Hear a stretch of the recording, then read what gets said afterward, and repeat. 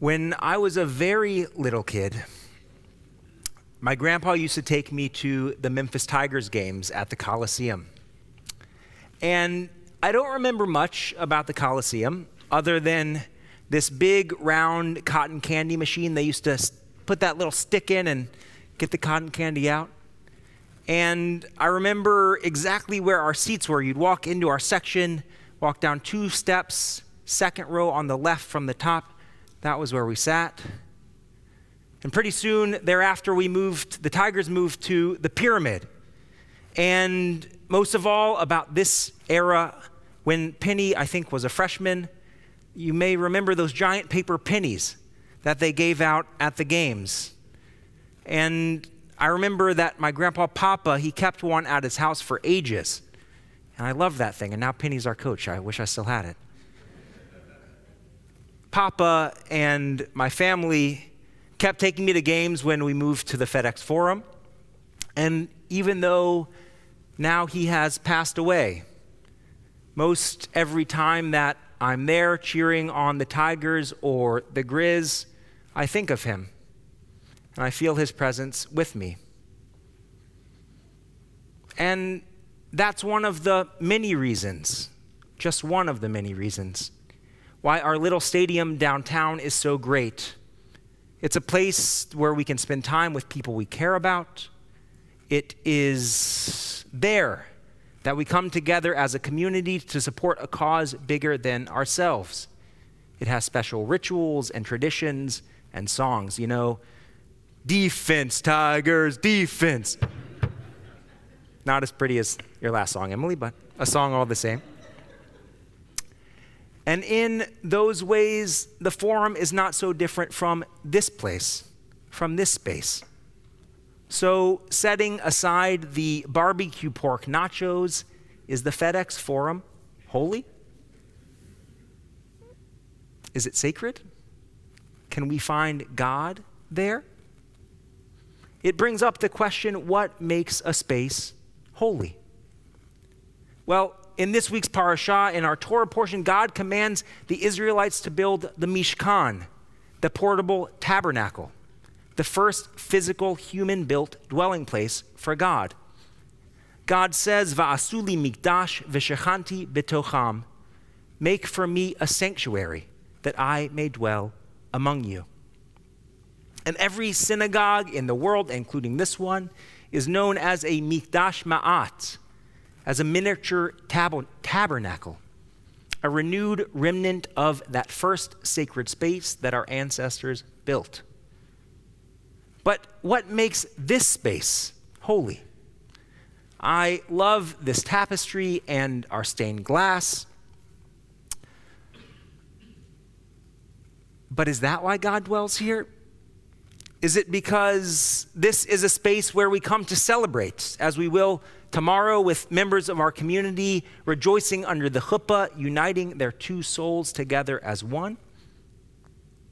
Or is it because this is where we come together in times of loss and tragedy to support one another, to let each other know in our moment of need that we are not alone? Is it simply because this is a place where we come together? After all, as I mentioned earlier, the Hebrew word for synagogue is a Beit Knesset, a house of gathering. Is it that simple act of coming together, whether at a basketball arena, a symphony in a park, or a playground, that God draws near to us? Is a synagogue the only place where God can dwell? I'll answer by way of a midrash, an early rabbinic story commenting on the Torah. This midrash imagines Moses arguing with God about the building of the tabernacle. Moses asks God, why do we need to build a place for you to dwell in? For don't you exist everywhere? And yet, God still commanded us to build the Mishkan. Not because God needed it to dwell in. God is everywhere, according to the midrash. But because we needed a place where we could go to find God. As human beings, we need something tangible, something concrete in order to connect to something infinite, something spiritual, something eternal. And some of us find that connection here at Temple Israel or in synagogue or church, while others find it through memory, through family. And yet sometimes the noise or the commotion or the crowd of a Beit Knesset is too much, too distracting to find God there, to find God here. Of course, there are other reasons to come to temple. I love the old joke. Goldstein goes to temple to talk to God. I go to temple to talk to Goldstein. It's a classic. And for those of you who fall into that camp, I'd like to share this story, which our recent holiday of Tu B'Shvat reminded me of. The story goes that there was once a girl whose mother was a rabbi, and every day after school she would come home and they would say the afternoon prayers together. But one day, this little girl, let's call her Sarah, she didn't show up at home until after dark. Now, her mom, the rabbi, trusted her, and so she didn't ask where she had been. But this kept happening day after day after day. Sarah wouldn't make it home until after dark, and the rabbi, the mom, kept wondering where Sarah was. So this was before Find My Friends, Find My iPhone, so she asked around, and she heard that Sarah had been going to the edge of town, to the woods, to the forest. And so she asked Sarah the next day, Sarah, I heard you've been going to the forest. Why? And Sarah said, Mom, I go there to pray.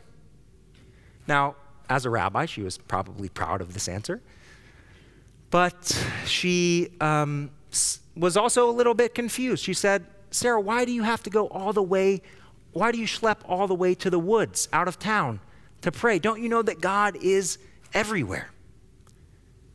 You can pray with me here at home. You can pray in the synagogue. God can hear you everywhere. And Sarah said to her mom, Mom, I know God is the same everywhere, but I'm not. God is the same everywhere, but I'm not.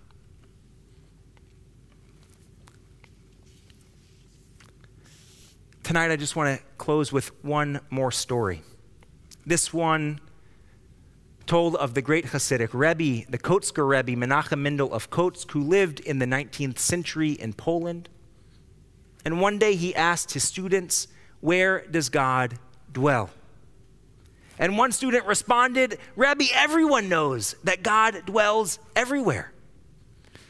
Known for being a quiet, mild-mannered Rebbe, his answer surprised everyone. He got up on his desk, banged the table, and said, No!